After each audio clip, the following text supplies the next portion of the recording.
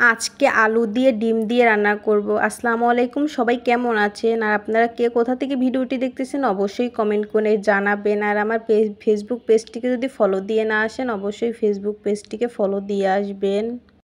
দুপুরে আজকে আলু দিয়ে ডিম দিয়ে রান্না করব। আলুটা সিদ্ধ বসিয়ে দিয়েছিলাম, আলুটা সিদ্ধ হয়ে গিয়েছে অলরেডি। এখন ডিমটা ভেজে রান্না করব, সেই জন্য পেঁয়াজ কাঁচামরিচ কেটে নিয়েছি। এখন 3টা ডিম ভেঙে দিব এই বাটির মধ্যে দিয়ে, তারপরে ডিমটা ভেজে নিব। এদিকে আলু সিদ্ধ হয়ে গিয়েছে, আলুটাও কিন্তু আমি চটকে নিয়েছি। আলু দিয়ে যেহেতু ডিম দিয়ে রান্না করবার, আলুটা কিন্তু এদিকে গুলিয়ে নিয়েছি। এখন আলু দিয়ে ডিম দিয়ে রান্না করার জন্য ডিমটা ভেজে নিলাম। ডিমটাও ভেজে নেওয়া হয়ে গিয়েছে, এপাশ ওপাশ করে সবগুলো ডিমই কিন্তু আমি ভেজে নিয়েছি। আলু দিয়ে ডিম দিয়ে রান্না করার জন্য কিন্তু মশলাটা কিন্তু ভালো করে কষিয়ে নিয়েছি, তারপরে সিদ্ধ করে রাখা আলুগুলো দিয়ে দিলাম। আলুগুলো দিয়ে দেওয়ার পরে এখন মশলার সঙ্গে আলুটাও ভালো করে কষিয়ে নিতে হবে।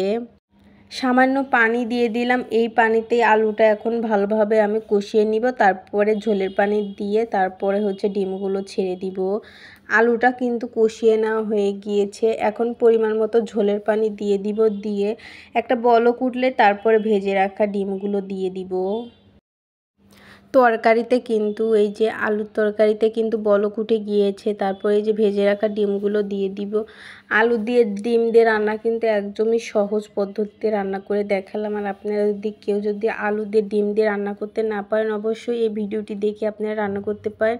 আর আলু দিয়ে ডিম দিয়ে রান্না করা একদমই সহজ, একদম কোনো ঝামেলা ছাড়াই আলু দিয়ে ডিম দিয়ে রান্না করা হয়ে যায়।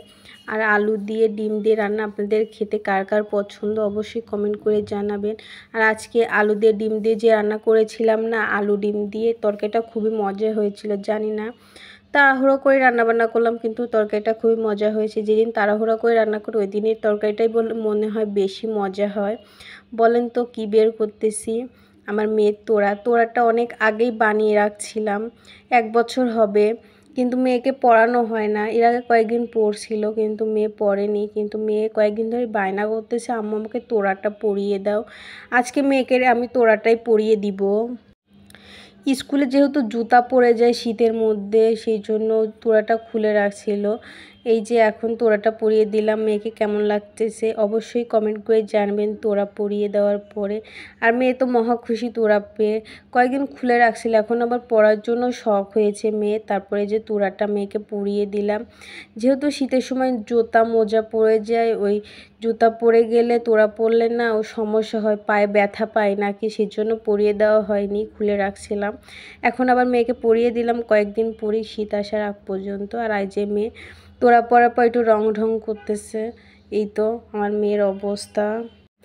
রং ঢং করে নেওয়ার পরে তারপর মেয়েকে এখন খাবার খাওয়াই দিব। ডিম ভাজি আর ডিম দিয়ে আলু দিয়ে রান্না করেছিলাম, এগুলো দিয়ে আজকে দুপুরে খাওয়া দাওয়া। আজকের মতো ভিডিওটি এইখানেই শেষ করলাম। আর নতুন নতুন ভিডিও নিয়ে আপনাদের মাঝে আবার আসবো। আল্লাহ হাফেজ।